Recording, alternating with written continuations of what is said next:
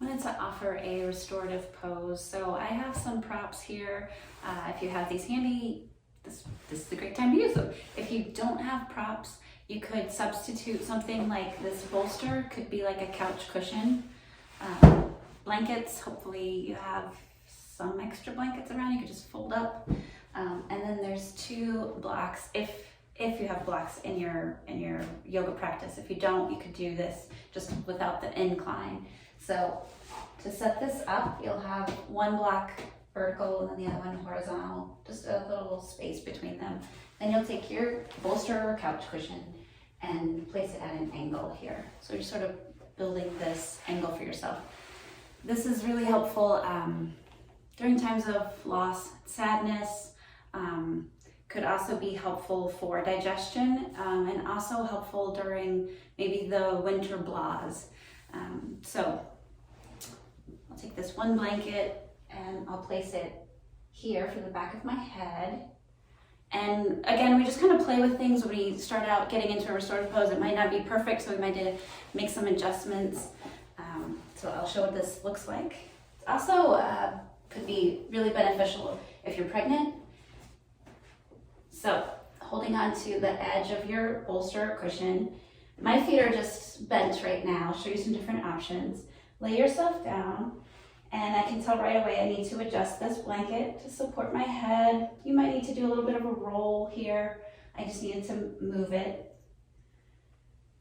Okay, so it feels pretty good to me, so I'm not going to do too much more adjusting.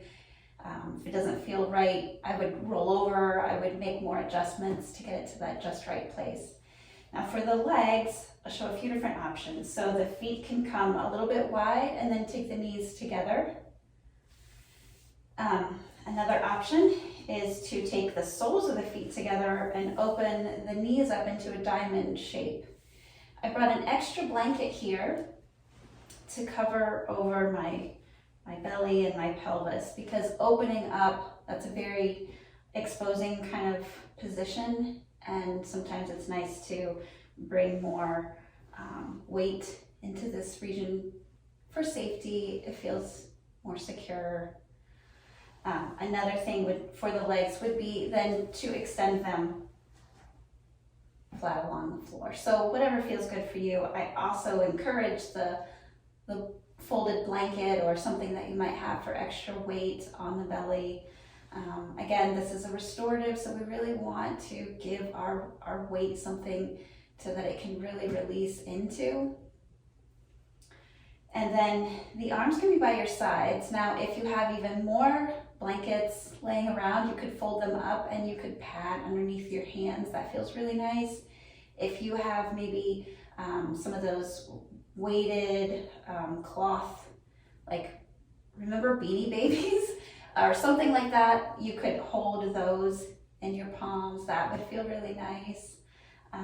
So play with it, see what you like.